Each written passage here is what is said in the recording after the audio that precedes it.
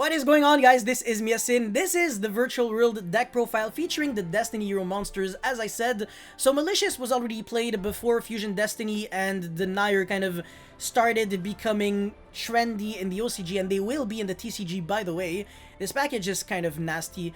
I kind of compared it to the new Dragoon package in a way, because this time the materials that you send with Fusion Destiny actually do something, and the Fusion monster that you summon is an interruption, and a card that keeps getting you even more resources every single time. Well, it's just that it revives back either itself or another Destiny hero monster from your grave, which can be nice if you're trying to use Destiny hero disc commander, but in this virtual world deck, we're only using Malicious because it's a level 6 extender that we can use multiple times thanks to the stacking effect of Denier, as well as the shuffling back effect of Nyan Nyan.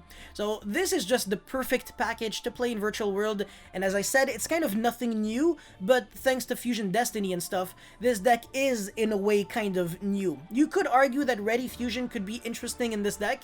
I just don't really like committing a lot of cards just to have one extra extender. I don't think it's worth it. I think I would be playing these cards before, but whatever, it's not the end of the world. But anyways, before we start into this deck profile, please make sure you like and subscribe. It seriously motivates me so freaking much to keep making videos like these. Yeah, let's jump right into it. So for the virtual world monsters, you can already see that I'm playing 3 of absolutely everyone except Tutu. I'm not playing it whatsoever. I don't think it's good. Nyan Nyan, you really want to take advantage of it in this build because the effect to shuffle back a card is really important, and I wouldn't play more than 15 virtual world monsters. I think that's going to be bricky, especially since I have more monsters than the average virtual world deck, thanks to the fact that I'm playing Malicious with Fusion Destiny and stuff, which is like a 1-card interruption. Even if I get a hand shot to death, if I just drew Fusion Destiny, it's fine. I just use it and then I win the game from there.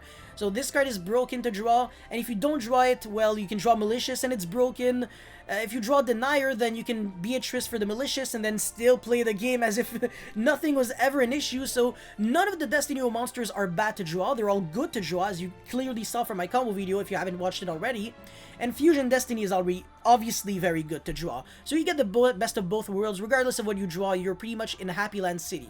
I think this is pretty much it for monster lineup. Ash is kind of a no-brainer in a way if you want to play a hand trap, that and Imperm, because you can set the Imperm to trigger the Tzolk'in in order to summon the Crystal Wing, which is kind of what makes it already better than Effect Veiler, since Effect Veiler you couldn't be doing something like that.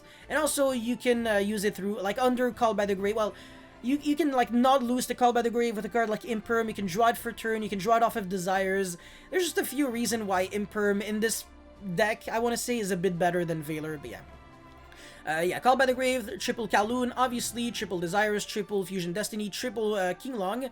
I don't know why I randomly put the Emergency Teleport here, but yeah, Emergency Teleport as well, kind of obvious when you're playing so many important Psychic monsters like Nyan Nyan and Lulu. Well, that's kind of it, but still enough. I mean, it's still 2/6 monsters, 2 playsets of 3 monsters. And then for the chaps, yeah, 2 Chuche and 1 Zwanhu, whatever. Yeah, that's pretty much it for the main deck. I mean, there's never anything to kind of explain thoroughly. Some people would play Foolish Goods, some people would be playing 3 Chuche, some people would be really crazy and would be playing 2 Qinglong. I think that's kind of suicidal, though. I think this deck list is kind of good as it is, but there's obviously always room for improvement. 41 cards, not the first time that we see this in virtual world, and obviously you're trying to play 3 Desires. You could be playing Pot of Prosperity, but I'm not a big fan because it does clash not only with Desires, but also with the draw effects of Stardust Charge Warrior and Coral Dragon. So if you're trying to go for Tzolk'in play, it's just not going to be rewarding, so you're going to empty your hand out really fast. I think Desires is just a better card than Prosperity, because even if you go Desires into double Desires, it's not bad. It's good. They're just discard fodder for Qinglong and Zwanhu anyways. So you'd rather discard a bad card than discard a good card. Like, I'd seriously rather discard a surplus Desires than discard like a hand trap. Makes me feel less shitty, you know? Anyways, for the extra deck lineup. Alright. Dragoon could also be playing Invoked Kaliga instead. This is the budget alternative, and it's kind of better in a way. Against combo decks, it's definitely better. Against control decks, not so much. But yeah, Dragoon, you don't have to settle on Dragoon. You can just play Kaliga and you're good. Destiny Hero, Destroy Phoenix Enforcer. In theory, you don't even have to be playing this package. You could just be playing 2 Malicious and maybe 0 or 1 Denier when it's gonna come out. I just think Fusion Destiny is a bit too free not to play, because it's not like Red Ice Fusion where it's the only play that you're allowed to do of the turn. You can do all of your combo and then at the very end Fusion Destiny and you just win the game there, so it's nasty. At Solkin with Virtual World Shenshen, obviously Vermilion. This is like one of the only cards that doesn't really have a super specific applications in the extra deck. You just play it so you kind of have a better toolbox. And then obviously Crystal Wing, it's a kind of combo piece card. Juju, same thing with Vermilion Dragon Mech, it's just board-breaking cards and stuff like that. Coral Dragon is an interesting one. Same thing with Charge Warrior, because most of the time people are only using them as level 6 monsters that draw you one card, but they actually do a bit more than that. So Coral Dragon, you can discard one card, and then target one card your opponent controls, destroy it.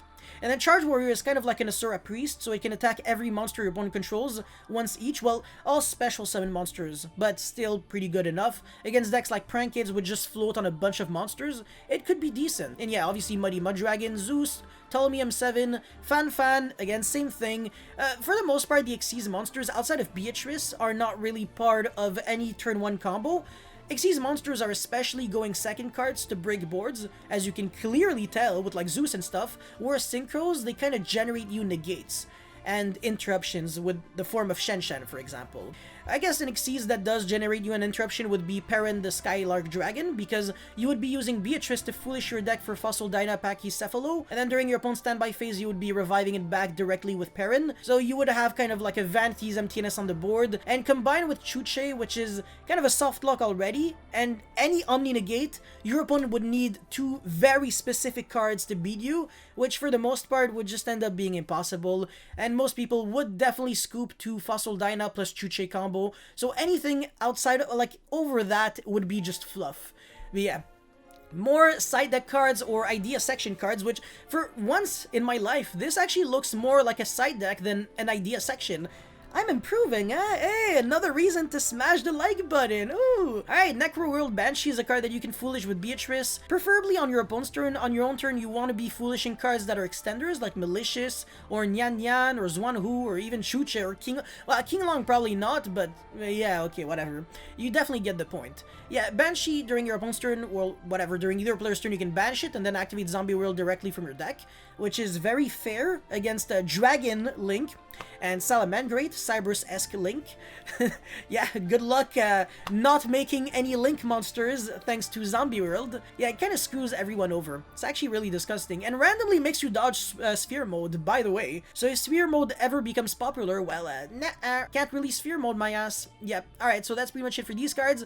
Even freaking Ally of Justice Cycle Reader is searchable, because you can Beatrice to send the Crescendo, and then banish it to search directly for Cycle Reader. That's fair, right? And if you draw it, it's even better, because you just discard it off of King Long, and then you search during your opponent's turn, because this is a trap card, and you can use the banishing from Grave effect during their player's turn. It's not really like Chuche and Zwanhu, which, yes, are quick effect, but only during your own main phase, so kinda sucks, but it's not the end of the world.